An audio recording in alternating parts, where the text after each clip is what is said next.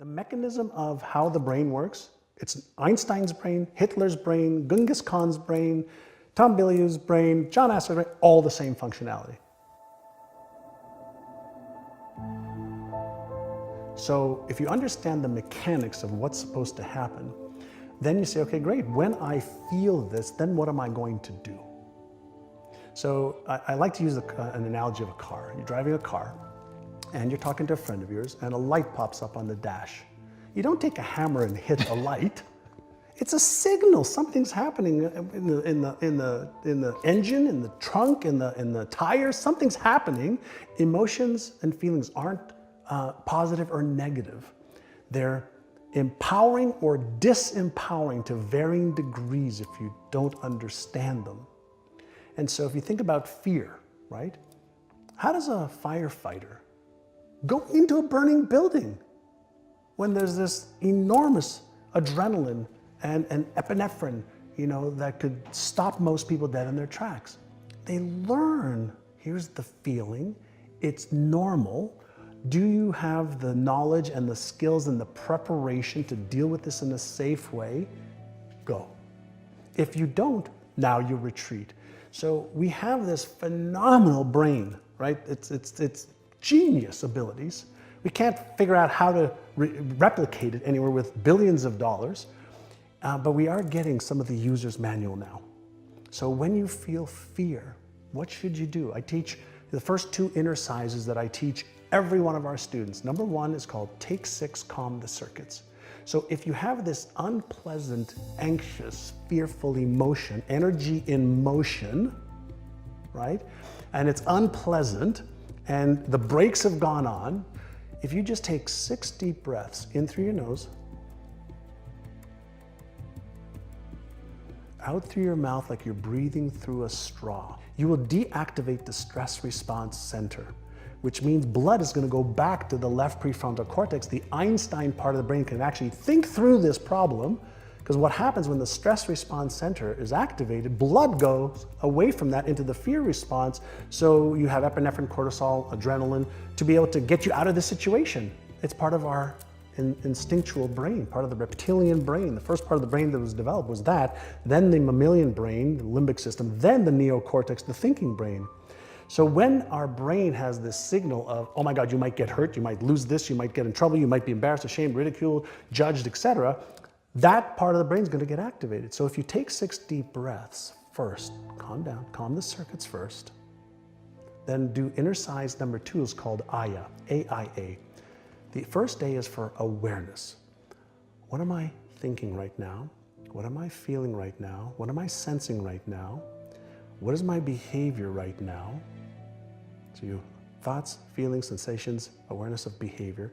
What's my intention right now? That's the I. Well, my intention is to move forward. I want to do this. Great. What's one very small action step that you can take? Now, the reason you want to take one small action step is one small action step your brain can handle. If it's one small step towards it, the threat response goes away. But if you focus on the end game right away, you're going to get that rush and that instant trigger of the fear response, stress response. So the first thing you want to do is learn how to manage your mindset and what you focus on. Learn how to manage your emotions, because they drive your behavior more than anything else, because we move away from pain and we move towards pleasure, but we move away from pain 1,000 times faster. And pain wires in the brain faster for survival mechanisms. So purely from a neuroscience perspective, just understanding self, once you understand, oh, okay, this feeling is normal, okay, what should I do? Take 6, calm the circuits, AYA, and now you can start being progressive and make progress towards what you want. The biggest gift we have as human beings is our awareness, because awareness is what gives you choice, and choice is what gives you freedom. Most people are living their lives in a reactive state, automatic reactive state, because of these set points that we started talking about. So we're in this repetitive cycle over and over and over and over. We react to the same things, we behave the same way, we eat the same foods, we dress the same way, just to maintain that homeostasis and comfort zones. And we've never been taught. Like when were we taught it as kids? Like, here are your 6 core emotions. Here's the way you deactivate your stress center or fear center. Here's how you activate your imagination center. Here's how you have more focus. Here's how you develop a new belief. Here's how you develop a new habit. Here's how you release one. We haven't been taught that. We've been told they're important things, but we haven't been given the tools, and then we haven't practiced the tools enough to be able to make them part of our unconscious competence brain. So we all have a map of reality. We have a map of what we think we look like, and any deviation on the physical level to that map, to that visual representation we have in our brains that doesn't match the map, your brain deletes or distorts it. So when we were working with real estate agents, or when I work with business owners, in addition to upgrading knowledge and skills, if you think about how, let's say, income, we have set points for how much income we earn. So whether it's 10,000 a year or 20 or 50 or 100 or a million, it doesn't matter. We get this set point, and then we behave the way we need to behave, and we feel what we need to feel to earn that income. And over a period of time, it becomes part of the brain's default mode network. So we develop set points for everything. And so if the set point's in the brain, and there's a psychocybernetic mechanism in the brain, a control and response mechanism in the brain, and it's our brain, why not learn how to reset the set point? And so now we're looking at what technologies are available to help reset that, what evidence-based methods are there to set that or to reset that. And so when we take, let's say, visualization, right? And you start to see yourself, even if the picture is not clear in your mind, of achieving the next level of your success, whether it's releasing weight and keeping it off, getting into a relationship that you love and are happy in, whether it's to make 2 or 3 or 5 times more money and live a certain type of lifestyle that allows you to do the things that freedom with having money allows you to do. If you start in your mind first and you impress that through conscious efforts into the subconscious mind, it then causes thoughts and emotions and behaviors. So I like to work from the outside in and from the inside out. So use both. I want every advantage. The process is you can read new beliefs to life. And so if you listen to beliefs that are empowering over and over and over again, and you emotionalize them, and you visualize yourself actually acting out those beliefs, and you learn how to pay attention to that little inner critic that says, that's bullshit, that's not true, that'll never come true, that's not true. If you learn and you remember that that little voice is there to consistently keep you in this homeostatic place, and it's there to protect the beliefs that are there now. The latest research shows that to develop a new pattern takes between 66 days and 365 days. How do you help people be consistent long enough to form that? Like when people talk about, oh, it takes 28 days to form a new habit, it's like, okay, I can get my head around that. But when you start talking about 100 days, 365 days, it gets pretty daunting. For adults, yeah, it does.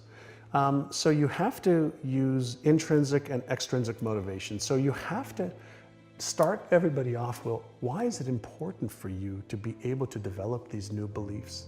Like, what will your life be like if you had them right now? What would your family life be like? You have to give them a benefit that's greater than the switch cost. That's interesting. Right? So the switch cost is something that our brain resists. The only human that likes change is a wet baby. Every other human being is resistant to it because safety first and homeostasis and energy conservation. So we are biologically wired not to want to change. So we have to deliberately coax the brain into motivational reasons, emotional reasons. You have to have intrinsic reason, why must you do this? And so you can use pain as a frame as well. So if you don't, then are you okay with your life being like this at this age in 5 years, in 10 years, in 20 years? And if you're okay with that, then you're not a candidate for change. But if you're committed to letting go of the old so you can create the new, and you create motivations every day, that's where the power is. Remember earlier, progress, not perfection. So anybody can do 1 minute or 10 seconds. So if you can start to formulate a habit, a daily habit, a weekly habit, it doesn't matter how long it is. If you can create that space in your brain that on this day, at this time, this is what I do, and you do that repeatedly, that becomes a habit. And it takes those 66 days or so for a simple habit that you have to consciously do to then the habit doing you. And that's why they say we are all creatures of habit, because habits run themselves. Their subconscious programs just run themselves. Most people don't take the time to become aware, what are my empowering habits? What are my disempowering habits? And then the next question is, well, how do I release this one? And how do I strengthen this one or create a whole new one? And what we're looking to do is build empowering habits that then run their course.